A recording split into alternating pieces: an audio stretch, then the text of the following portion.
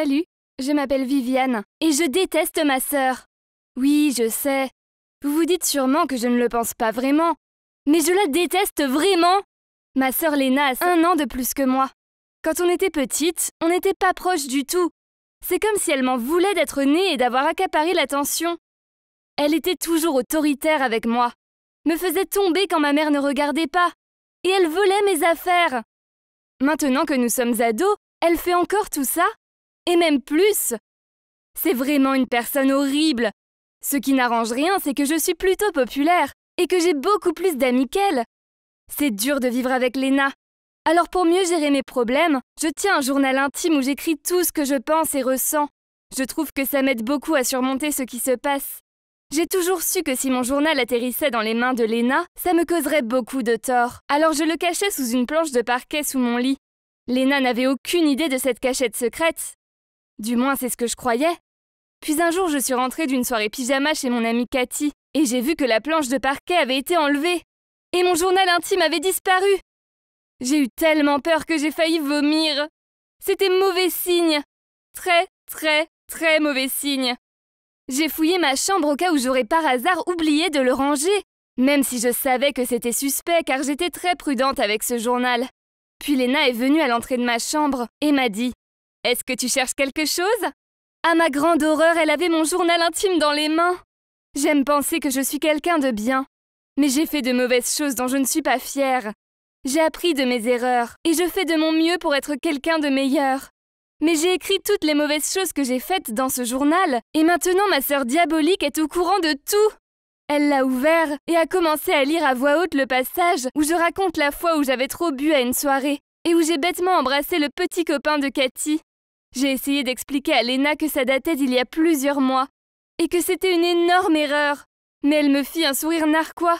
Elle m'a dit qu'elle le dirait à Cathy si je ne faisais pas exactement ce qu'elle demandait. Je ne voulais pas accepter de tout faire pour Léna, mais j'avais l'impression de ne pas avoir le choix. Cathy était ma meilleure amie depuis le collège, et je ne voulais pas la perdre. Pendant les jours qui suivirent, je me sentais mal de savoir que Léna avait ce pouvoir sur moi. Elle me faisait faire toutes les corvées, comme la vaisselle et sortir les poubelles. Mais je savais que ce n'était que le début de ses ordres. Une fois, je suis rentrée de cours, et j'ai trouvé mes parents inquiets à propos d'une carte bleue qui avait disparu. Une notification de téléphone les avait avertis qu'une somme de 100 $ avait été dépensée. Je suis allée dans ma chambre et j'ai découvert que ma sœur s'y trouvait déjà.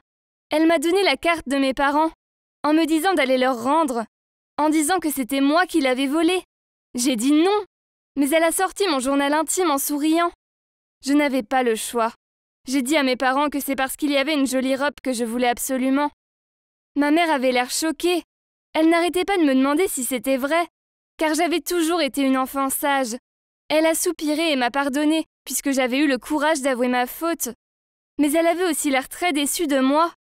Puis un week-end, pendant que je tondais la pelouse, le mec mignon d'à côté m'a appelé à travers le grillage pour me dire qu'il avait 2 places de ciné pour ce soir-là. Il m'a demandé si je voulais y aller avec lui. J'ai bien sûr dit oui. Léna avait dû le voir depuis la fenêtre de sa chambre, car dès que je suis rentrée à l'intérieur, elle m'a arrêtée à la porte et m'a forcée à aller dire au mec que j'étais malade, et donc qu'elle irait à ma place. Puis les ordres ont continué. Elle m'a dit qu'il y a une fille qu'elle détestait au lycée, et qu'elle avait un plan à me faire suivre. Le lendemain, pendant la pause déjeuner, elle a fait semblant de renverser sa soupe sur la robe de la fille, puis s'est excusée et est allée avec elle aux toilettes, pour que j'aie le temps de voler les devoirs de la fille et de les jeter. Sa mission impossible s'est très bien déroulée. Personne ne s'est douté de rien. Et j'étais très soulagée. J'étais super anxieuse, car je n'avais jamais fait ce genre de choses avant. Puis plus tard dans la journée, j'ai vu la fille pleurer en cherchant désespérément ses devoirs dans son casier. Je me sentais vraiment mal. Il fallait que j'arrête ça. Alors j'ai séché le reste des cours pour pouvoir rentrer plus tôt. Et j'ai fouillé la chambre de Léna pour trouver son journal intime. J'ai regardé partout, mais il se trouve que ma sœur diabolique n'était pas assez bête pour en avoir un. Pire encore, elle savait que j'étais allée dans sa chambre et m'a dit que comme punition, je devrais couper au carré mes très longs cheveux. Sinon, elle ne raconterait pas uniquement que j'avais embrassé le petit copain de Cathy, mais que j'avais aussi volé les devoirs de cette fille. J'avais laissé pousser mes cheveux depuis des années, alors qu'elle avait ruiné les siens en ratant une décoloration. Elle me faisait couper les miens seulement par mépris. En allant chez le coiffeur en ville, Cathy m'a appelée. Je me suis mise à pleurer, en lui disant que Léna me faisait du chantage avec ce que j'avais écrit dans mon journal intime, et qu'elle voulait que je me fasse couper les cheveux. Quand je suis arrivée chez le coiffeur, Cathy m'attendait devant. Elle m'a dit que ce n'était pas juste, et que je devrais me faire couper les cheveux seulement si je le voulais. Pas parce que ma sœur me le demandait. Elle m'a aussi dit que Léna ne s'arrêterait pas, qu'elle me ferait faire des choses de plus en plus folles. Je savais que Cathy avait raison. Je ne pouvais pas continuer comme ça. J'étais constamment sur les nerfs, en me demandant ce que Léna allait me faire.